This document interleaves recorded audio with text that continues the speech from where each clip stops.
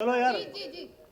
आज chief electoral officer Haryana Pankaj Agarwal ji के पास हमारा एक प्रतिनिधिमंडल पंचकूला विधानसभा के अंदर वोटर सूची की अनियमितताओं को लेकर या जो इलेक्टोरल प्रोसीजर है उसके अंदर जो कमियां हैं उनको बताने के लिए, उनके समाधान के लिए उनसे मिला और हमने उनको विशेष तौर पर जो वोटर सूचियां हैं उनके अंदर जो भारी अनियमितताएं हैं, गड़बड़ हैं,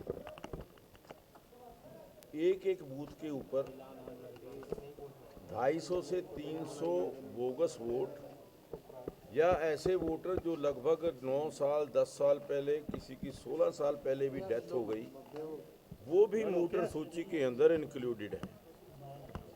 इसकी जानकारी हमने चीफ इलेक्टोरल ऑफिसर को दी है और हमने मांग की है कि एक स्पेशल सर्वेक्षण, स्पेशल जो है पंचकूला विधानसभा का एक सर्वेक्षण करा करके मतदाता सूचियों को ठीक किया जाए। हमने जो सूची दी है, मेरे पास लगभग 23 वोट जो बूथ हैं उनका सर्वेक्षण हमने अपने कार्यकर्ताओं से करवाया है और उस सर्वेक्षण के अंदर पाया गया है कि लगभग 4400 वोट 23 बूथ के अंदर बोगस हैं या उनकी डेथ हो चुकी है। इन वोटों को अगर हम 230 बूथ जो विधानसभा के अंदर हैं देखें तो वो उसकी संख्या, बोगस संख्या, वोटर की संख्या 40,000 बैठती है, जो कि किसी भी चुनाव के अंदर बहुत ज़्यादा विपरीत प्रभाव डाल सकती है। इसके साथ साथ जो नई वोट बनने की प्रक्रिया है, ऑनलाइन जो वोटर बनाने की प्रक्रिया है, उसके अंदर भी बड़ी भारी कमियां हैं। ऑनलाइन वोटर जो अप्लाई करता है 98% रिजेक्शन आ रही है, 1 या 2% वोट बनती है। उसका कारण सब में एक ही दिया जाता है कि आपके जो डॉक्यूमेंट्स की स्कैनिंग है वो ठीक नहीं है। एक ये आधार बना करके सभी की सभी ऑनलाइन वोट जो है वो रिजेक्शन की जा रही हैं। इसके साथ साथ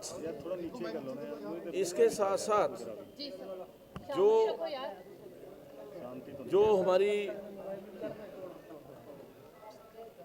चुनाव के दिन दिक्कतें आती हैं, हमने कहा है कि टेंट लगाने की जो एक सीमा है वो निर्धारित कर दी जाए ताकि जो राजनीतिक पार्टियां अपने टेंट उस सीमा से पीछे लगा सकें, उस सीमा के आगे कोई ना जाए।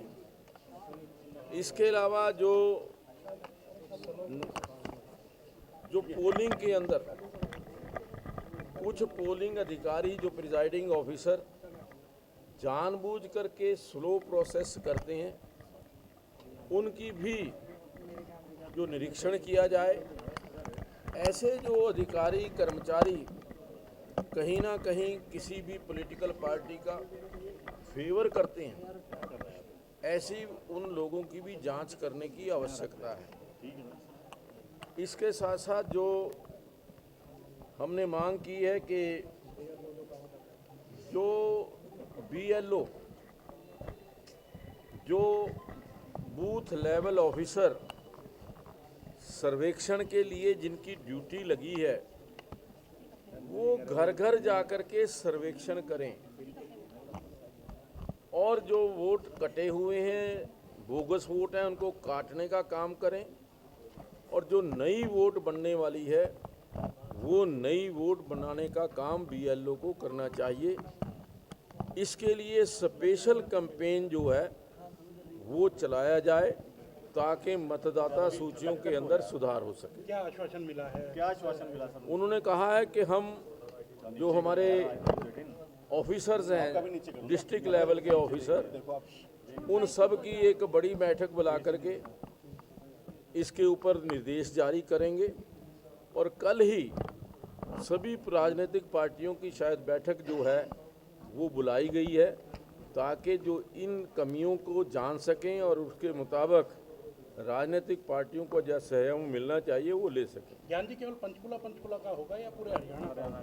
हमने मांग की है पूरे हरियाणा प्रदेश के अंदर जो वोटर सूचियां वो दुरुस्त होनी चाहिए।